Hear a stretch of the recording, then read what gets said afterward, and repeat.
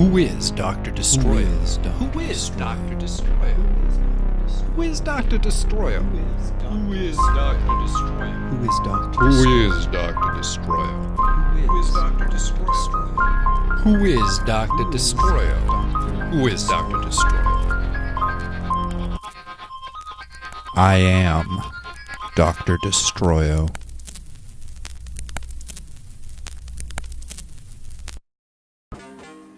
From the Death by Media Man podcast show, it's Dr. Destroyo. The story of the world's first true supervillain. We're telling Dr. Destroyo in sequence every 2 weeks. So if you haven't listened to the first episodes, go back and start there. Then, this will all make a lot more sense.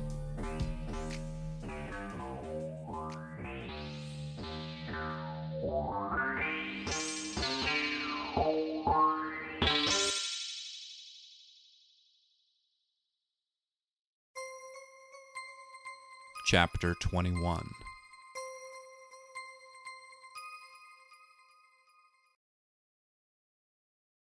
Of course there were people filming. Of course there were. It was a hotel, and these days pretty much everybody takes a digital camera with themselves when they go anywhere that involves staying at a hotel. And besides that, everybody's got a phone that can record video footage. Everybody's got something to capture the moment on if they catch you doing something interesting. And a hotel on fire, that's sort of interesting, right?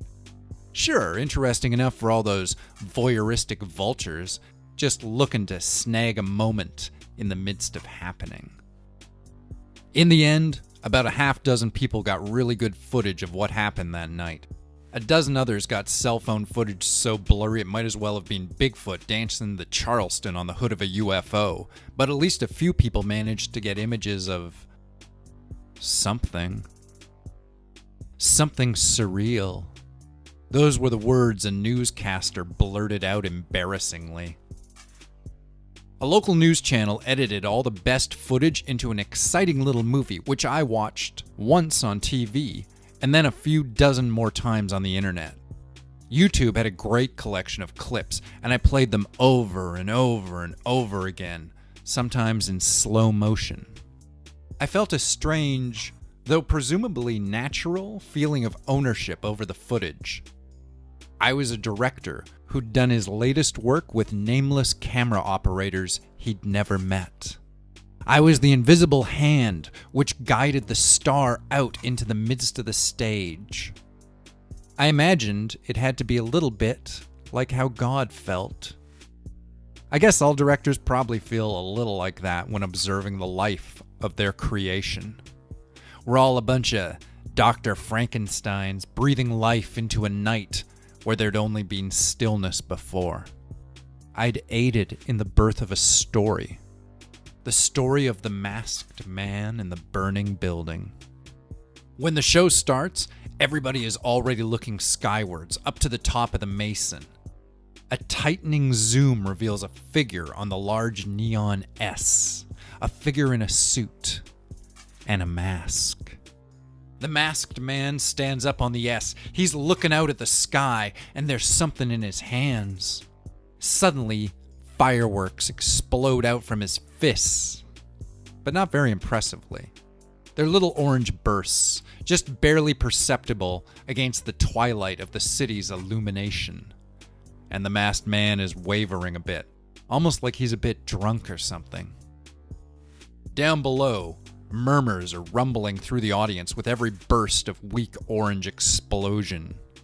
Up above, the masked man seems to be laughing, or maybe screaming. It's difficult to say exactly what he's doing right up until the moment when he slips. When he slips, it all goes wrong, and it all goes wrong quite quickly. The masked man slips off the S but manages to grab a hold of it. There's a moment of that, of him clinging to the neon tubes like a kitten caught up in a tree. Hang in there, baby, someone might say. As he dangles, a burst of orange explodes into his coat, instantly setting the cheap apparel alight. Then angry flames are licking up the masked man's shoulders, and surely by now he's screaming. He must be. He couldn't still be laughing. Then the neon gives way. The glass seems to shatter in 5 major places at once. The big black bars begin to bend and then snap as the masked man kicks wildly against the wall in his attempts to scramble up the collapsing S. The man is on fire. Then the support structure surrenders to gravity, at least partially. Half the neon sign slides down the side of the building, raining tiny shards of burnt glass upon the crowd. Everybody is screaming and running. The sign swings hard against the front of the hotel. Glass shatters as windows burst inwards. The fire spreads suddenly, growing angrily in the wind. And the fireworks are still sputtering out weak bursts of colored flame as they tumble down towards the earth with all the bits of broken bulbs. A shower of glass and fire. Windows and neon signage all aflame. And somewhere amongst it, a homeless man in a costume. Atop the building, the masked man had been like some sort of an apparition. A demigod caught between the earth and the sky. He was a revelation, reaching up towards the celestial rooftop of the world. But by the time he hit the ground, he was just a man. Just a man in a mask. And the hotel burned on. Any information we may have gained from the security cameras was lost in the fire, an important-looking police officer explained on the television. Security cameras, I hadn't even thought of that. The only clue to his identity, said the important-looking cop, was a note we found in one of his pockets. It said... I stared intently at the TV, while on the screen, the important-looking police officer pulled out a small piece of paper. I remembered tucking that small piece of paper into a pocket of the pants sometime earlier. The pants of the suit I'd made Warren wear. The important-looking police officer unfolded the note and read aloud the words I'd written in neat, capital letters, black marker ink on white cardstock. 4 words, 1 phrase. Compliments of Dr. Destroyo. And the world went wild.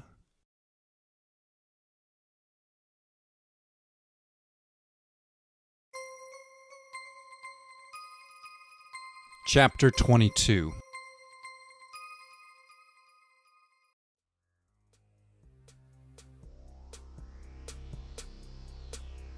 Everybody wanted to know, who was Dr. Destroyo? A killer? A victim? A suicidal cult? There were so many questions, and no real answers. Was the man who'd fallen off the Mason Hotel the real Dr. Destroyo? Or was he another ruse, like the body in the alley with Mr. Scorpio? Was it all a hoax, perpetrated by somebody inside the media, or possibly even the police? Was there a serial killer, or serial killers at work? Was it all just a big promotion for a movie, or some new television show? Some sort of massively meta-contextual art project? Could anybody remember seeing any UFOs in the sky right before the body fell from the top of the hotel? The internet was abuzz with theories. Most of them were batshit crazy, and none of them were even close to the truth. People wanted to believe the most outrageous nonsense. Stories about government conspiracies and android assassins, escaped military hardware that had grown self-aware and gone rogue. There wasn't much information about the man who'd fallen from the Mason. As it turns out, homeless man is an excellent secret identity. It's sort of surprising that it hasn't been used more often. It took the police over 24 hours to release a name, and even when they did, there was literally nothing about the guy on the internet.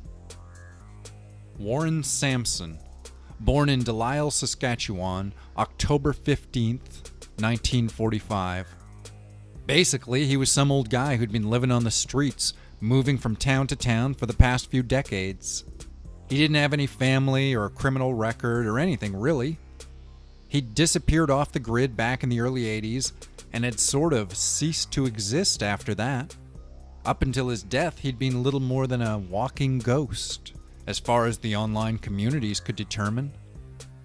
"What the hell is happening in Terminal City?" asked one cable commentator. "First they turn a blind eye to letting these masked vigilantes walk the streets, and now this? 2 deaths, 1 costume, and who's to blame? I say the local authorities and their soft sell on these disguised degenerates. The police have let this go too far, and as far as I'm concerned, the time has come for us to consider serious legislation against these so-called vigilantes, be they hero or villain." "Now hold on," came the counterpoint. "Seattle, San Francisco, and Delaware have all had very active, real-life superhero communities for years, and this sort of thing has never happened in any of those places. So we need to ask, is this something specific to Terminal City? Or is this simply the first place for things to go wrong? And of course, we're only going to know that if we start seeing violence of this nature everywhere else.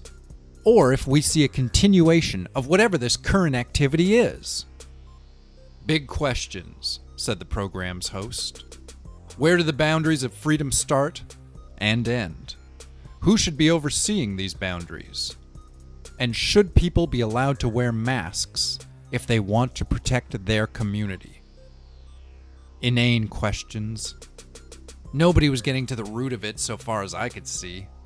The police seemed to have no idea as to what to do, and had basically admitted that the investigation had been heavily compromised by all the media attention the story was getting. The footage had simply been too good to pass up. That had been the problem. Every news channel in the world had played at least one rotation of the man in the mask toppling off the neon sign as his jacket exploded with fireworks. I caught glimpses of it in Japanese, Russian, and a bunch of other languages I couldn't begin to decipher. A lot of the programs included photos of Mr. Scorpio as well, ensuring that all aspects of the peculiar case would be available to any schmuck with a televisual screen. And the name. The name had perhaps been the true catalyst. Before then, the headlines had to say something about a masked man. But when they were given a name, a title, they went for it. They grabbed it with both hands and ran wild. If anything, it almost seemed to comfort the media to be given a semi-official title to address the situation by. I guess it's why they give hurricanes names. People like to personify the enormous forces that exist outside of themselves. And what they had now was no longer just some anonymous storm, a strange, sweeping wind with a body count. It was Dr. Destroyo. I didn't really remember writing the note, but I recognized that it was something I'd done. It wasn't like I'd blacked out or some alternate personality was doing shit I didn't know about. I just hadn't really realized what I'd been going through with. But it had kind of bugged me. People not knowing. The idea that what they were seeing wasn't just a bunch of chaotic imagery, it was somebody's life. My life, obviously, but that was only obvious to me. It had a name, though, what was happening. The face, the faceless face, the mask. It all had a name. There was a force of will driving things forward. There was an identity behind it all. It had a name, though, what was happening. The face, the faceless face, the mask. It all had a name. There was a force of will driving things forward. There was an identity behind it all. Dr. Destroyo was something that existed now. It was real as anything is or was. But then what is real? What does reality consist of? What's real life made out of? I've had dreams that I mistook for childhood memories. I've seen the same people on TV for years, but I've never met them in real life. I've never shaken the hand of the guy who reads the news at night. Honestly, I can't say that I've ever known what the parameters for real are for other people. My life seems as real as anything, whatever that might mean. Real. Surreal. The ever-increasingly unknown or unknowable. But Dr. Destroyo? He was as real as anything else. Maybe even more so.